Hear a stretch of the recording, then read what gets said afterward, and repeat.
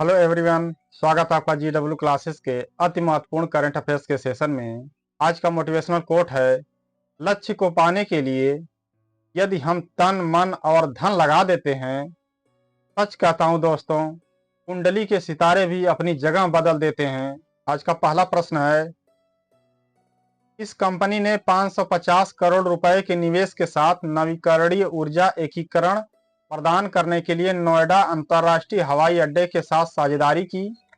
Option A Adani Green Energy, option B ReNew Power, option C JSW Energy और option D Tata Power. इसका सही उत्तर है option D Tata Power. Tata Power ने नोएडा इंटरनेशनल एयरपोर्ट के साथ साझेदारी करके अक्षय ऊर्जा को बढ़ावा देने की दिशा में एक महत्वपूर्ण कदम उठाया है। इस सहयोग में 550 करोड़ रुपए का पर्याप्त निवेश शामिल है, जिसमें 10.8 मेगावाट पवन ऊर्जा की आपूर्ति और 13 मेगावाट ऑन साइन सौर ऊर्जा क्षमता का विकास संभव हो सकेगा।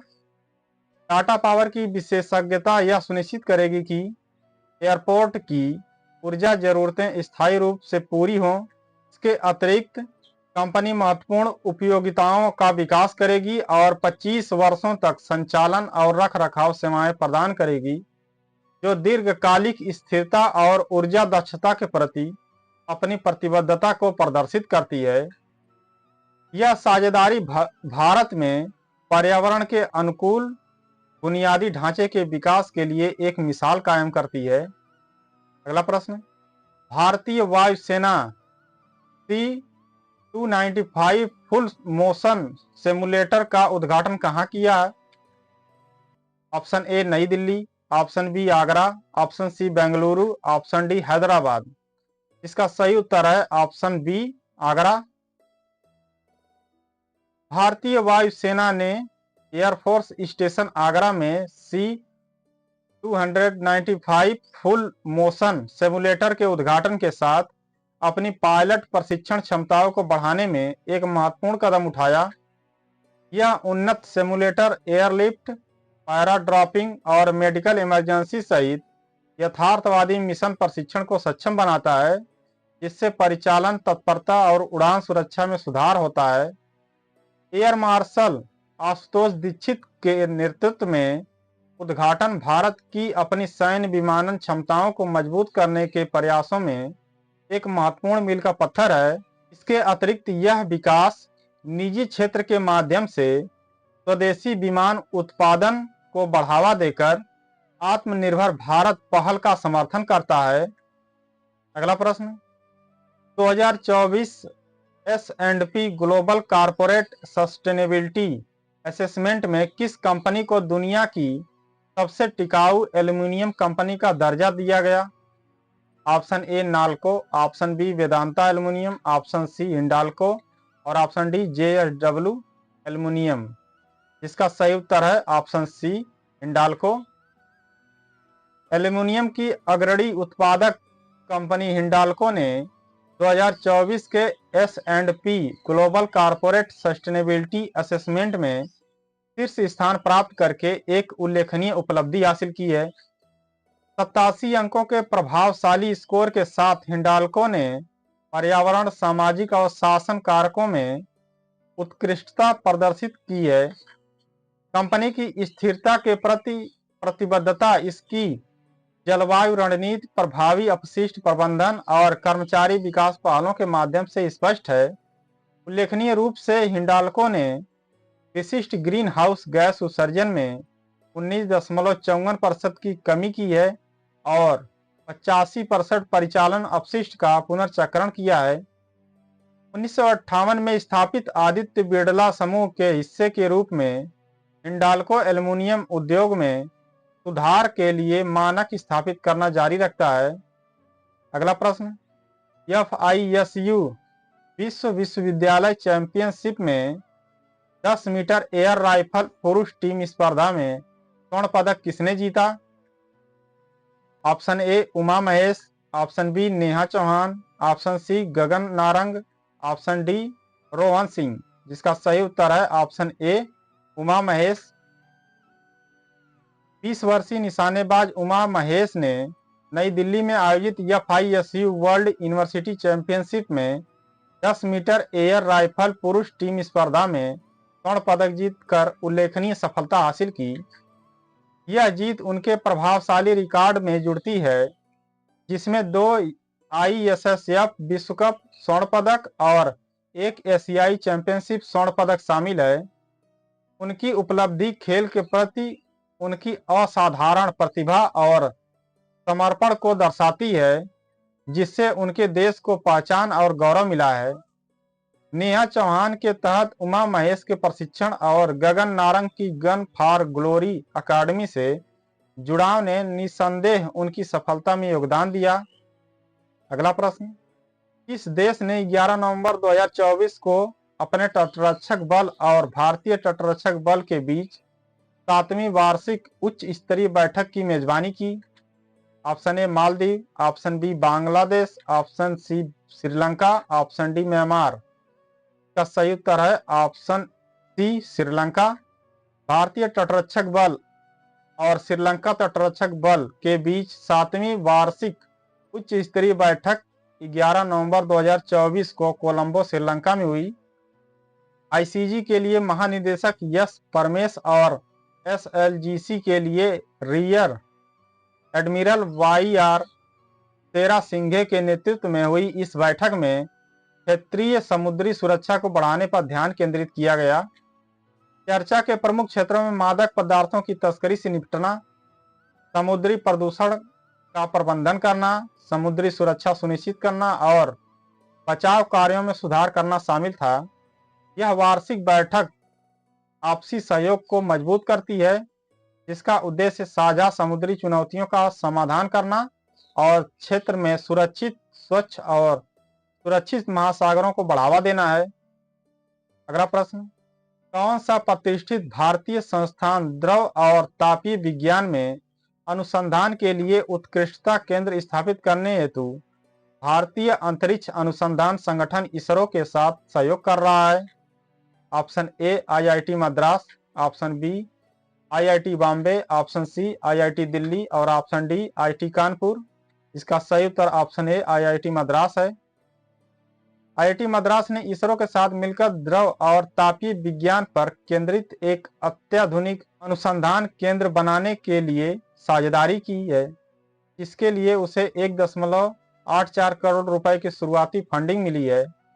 इस सहयोग का उद्देश्य अंतरिक्ष अन्वेषण के लिए महत्वपूर्ण क्षेत्रों में अनुसंधान को आगे बढ़ाना है, जिसमें तापीय प्रबंधन, दहन अस्थिरता और क्रायो टैंक थर्मोडायनामिक्स शामिल है।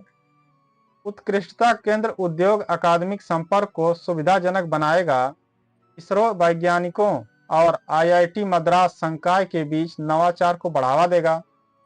अंतरिक्ष यान और प्रक्षेपण यान तापीय चुनौतियों का समाधान करके यह साझेदारी भारत के अंतरिक्ष अनुसंधान और विकास कार्यों में महत्वपूर्ण योगदान देगी, जिससे वैश्विक अंतरिक्ष परिदृश्य में देश की स्थिति बढ़ेगी। अगला प्रश्न, इगास बगवाल का अनोखा त्योहार, जिसे बूढ़ी दिवाली या हरबोधनी एकादशी के नाम से भी जाना जाता है, मुख्य रूप से किस भारतीय राज्य में मनाया जाता है? Option A Himachal Pradesh, option B Uttarakhand, option C Jammu और कश्मीर और ऑप्शन डी अरुणाचल प्रदेश। इसका सही उत्तर है ऑप्शन बी उत्तराखंड। अपनी समृद्ध सांस्कृतिक विरासत के लिए प्रसिद्ध उत्तराखंड इगास बगवाल को गर्व के साथ मनाता है, जो स्थानीय रीति रिवाजों और परंपराओं में गहराई से निहित एक जीवंत त्योहार है। दिवाली के 11 दिन बाद मनाया जाने वाला इगास बगवाल उत्तराखंड की लोक विरासत का सार है, जो साझा उत्सवों और पारंपरिक प्रथाओं के माध्यम से समुदायों को एकजुट करता है। यह त्योहार गढ़वाल क्षेत्र में बहुत महत्व रखता है, जो भगवान विष्णु के 4 महीने की विश्राम काल के अंत का प्रतीक है और शुभ शुरुआत का प्रतीक है। इगास बगवाल की उपस्थिति पौराणिक और ऐतिहासिक कहानियों से जुड़ी हुई है, जिसमें भगवान राम की अयोध्या वापसी और माधव सिंह भंडारी की तिब्बत पर जीत शामिल है। अगला प्रश्न, पांचवा राष्ट्रीय EMRS सांस्कृतिक एवं साहित्यिक महोत्सव और कला उत्सव 2024 कहाँ आयोजित किया जाएगा? Option A Chennai, option B Mumbai, option C Kolkata, option D Bhubaneswar. जिसका सही उत्तर है ऑप्शन डी भुवनेश्वर। पांचवा राष्ट्रीय EMRS सांस्कृतिक एवं साहित्यिक उत्सव और कला उत्सव 12 से 15 नवंबर 2024 उड़ीसा के भुवनेश्वर में आयोजित होने वाला है, जिसकी मेजबानी Orissa model tribal educational society द्वारा की जाएगी। यह प्रतिष्ठित कार्यक्रम शिक्षा व अनुसंधान में आयोजित किया जाएगा, जिसमें आदिवासी समुदायों की समृद्ध सांस्कृतिक विरासत को प्रदर्शित किया जाएगा। उत्सव का विषय भगवान बिरसा मुंडा और आदिवासी स्वतंत्रता सेनानियों को श्रद्धांजलि। बिरसा मुंडा की 150वीं जयंती के उपलक्ष्य में भारत के स्वतंत्रता संग्राम में उनके महत्वपूर्ण योगदान पर प्रकाश डालता है। इस कार्यक्रम का उद्देश्य आदिवासी संस्कृति, साहित्य और कला को बढ़ावा देना, प्रतिभागियों और उपस्थिति लोगों के बीच एकता और प्रशंसा को बढ़ावा देना है। अगला प्रश्न, अंतर्राष्ट्रीय हॉकी महासंघ के अध्यक्ष के रूप में 4 वर्ष के कार्यकाल के लिए पुनः किसे चुना गया? Option A Narinder Batra, option B Tayyab Ikram, option C Alejandro Blanco, option D Jacques Rogge. का सही उत्तर है ऑप्शन बी तैयब इकराम। ओमान के मस्कट में आयोजित 49वीं FIH वैधानिक कांग्रेस के दौरान तैयब इकराम को 4 साल के कार्यकाल के लिए अंतर्राष्ट्रीय हॉकी महासंघ FIH के अध्यक्ष के रूप में फिर से चुना गया। नरिंदर बत्रा के इस्तीफे के बाद इकराम ने 2022 में यह पद संभाला था। नामांकन प्रक्रिया के बाद एकमात्र उम्मीदवार के रूप में वह संगठन का नेतृत्व करना जारी रखते हैं, जिसका मुख्यालय स्विट्जरलैंड के लाजेन में है। 1924 में पेरिस में स्थापित FIH वैश्विक हॉकी प्रशासन की देखरेख करता है, खेल को बढ़ावा देता है और अंतर्राष्ट्रीय टूर्नामेंट आयोजित करता है। अगला प्रश्न, इस संस्थान ने घुटने के पुनर्वास रिहैबिलिटेशन के लिए पेटेंट प्राप्त पूर्णतः यांत्रिक CPM मशीन विकसित की है। Option A IIT Ropar, option B IIT Delhi, option C IIT Kanpur, option D IIT Madras. का सही उत्तर है option A IIT Ropar. IIT Ropar ने घुटने के पुनर्वास तकनीक में एक महत्वपूर्ण सफलता हासिल की, जिसके लिए एक पेटेंट प्राप्त mechanical continuous passive motion CPM machine विकसित की गई है। यह अभिनव उपकरण पिस्टन पुली सिस्टम का उपयोग करके संचालित होता है, जिससे बिजली की आवश्यकता समाप्त हो जाती है और यह पोर्टेबल, लागत प्रभावी और ग्रामीण क्षेत्रों के लिए आदर्श बन जाता है।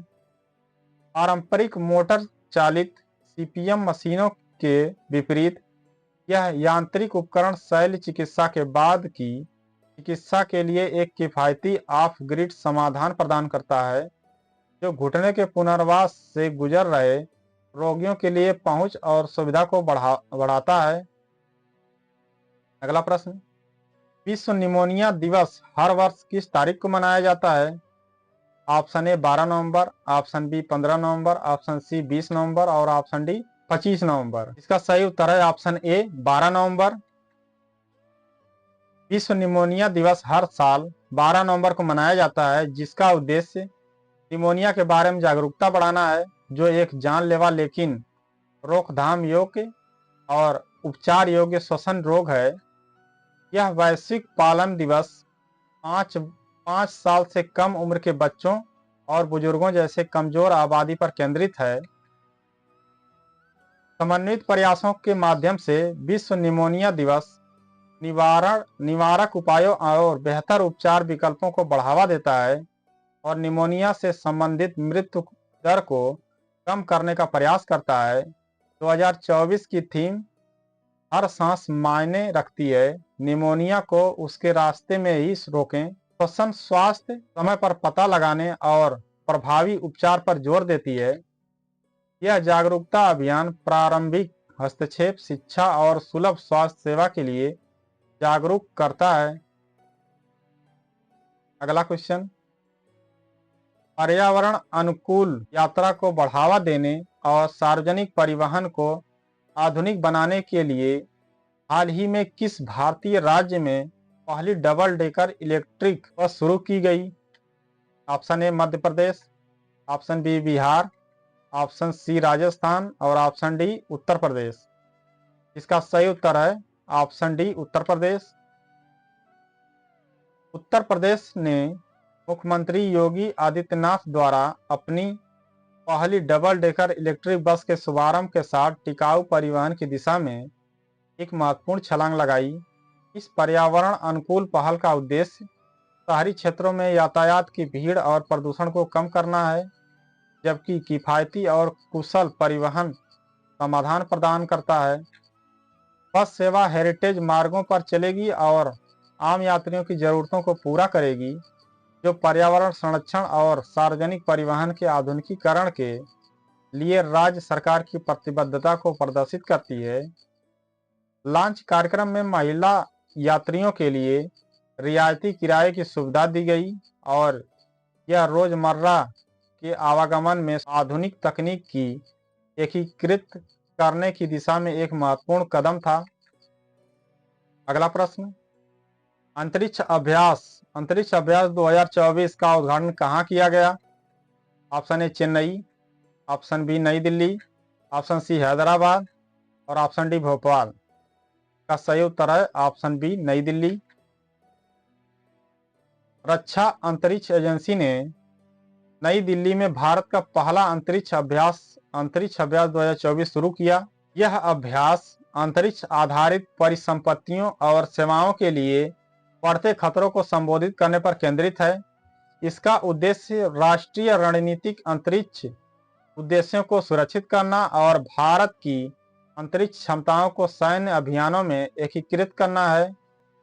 यह अभ्यास अंतरिक्ष परिसंपत्तियों पर परिचालन निर्भरता की समझ को गहरा करेगा और अंतरिक्ष सेवाओं के बाधित होने पर कमजोरियों की पहचान करेगा।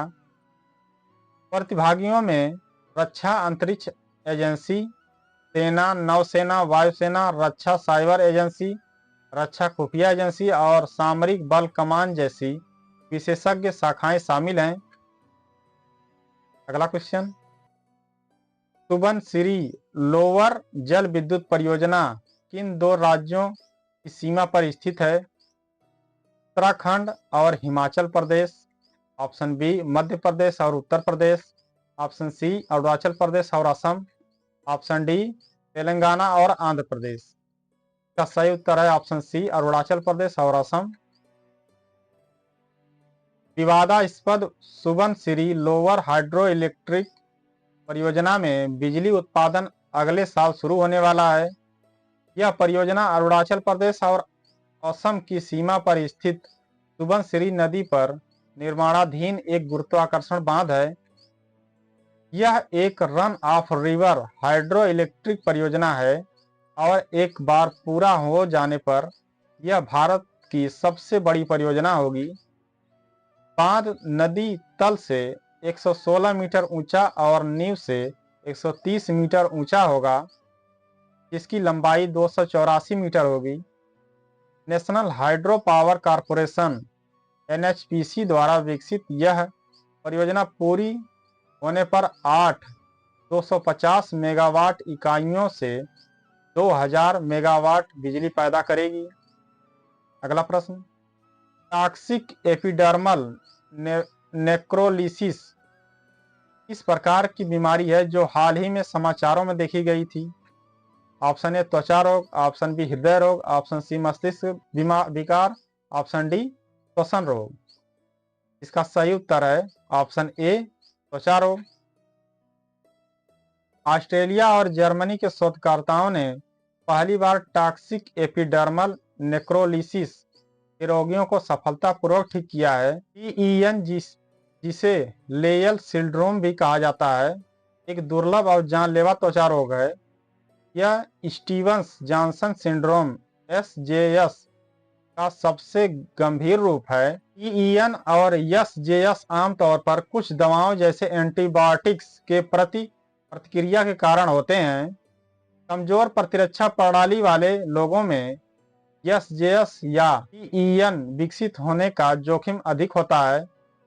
अगला प्रश्न, हाल ही में किस संगठन ने दिल्ली में दक्षिण एशियाई दूरसंचार नियामक परिषद की मेजबानी की? ऑप्शन ए संयुक्त राष्ट्र विकास कार्यक्रम, ऑप्शन बी भारतीय दूरसंचार नियामक प्राधिकरण, ऑप्शन सी यूरोपीय दूरसंचार मानक संस्थान और ऑप्शन डी विश्व बैंक। इसका सही उत्तर है ऑप्शन बी भारतीय दूरसंचार नियामक प्राधिकरण। भारतीय दूरसंचार विनियामक प्राधिकरण ने दिल्ली में दक्षिण एशियाई दूरसंचार विनियामक परिषद की मेजबानी की। इस कार्यक्रम का आयोजन एशिया प्रशांत दूरसंचार समुदाय APT द्वारा किया गया था। APT एक अंतर सरकारी संगठन है जिसकी स्थापना 1979 में एशिया प्रशांत में ICT विकास को बढ़ावा देने के लिए की गई थी। APT की स्थापना UNESCAP और अंतर्राष्ट्रीय दूरसंचार संघ ITU के समर्थन से की गई थी। APT में वर्तमान में 38 सदस्य, 4 सहयोगी सदस्य और 140 से अधिक संबद्ध सदस्य हैं, जिनमें ICT से जुड़ी निजी कंपनियां और शैक्षणिक संस्थान शामिल हैं। मित्रों, वीडियो पसंद आई हो तो वीडियो को लाइक करें और चैनल को सब्सक्राइब करें। इस वीडियो को ज़्यादा से ज़्यादा शेयर करें। इस सेशन का PDF आपको टेलीग्राम चैनल पर मिल जाएगा। टेलीग्राम चैनल का लिंक वीडियो के डिस्क्रिप्शन बॉक्स में दिया गया है, वहाँ से जाकर डाउनलोड कर सकते हैं।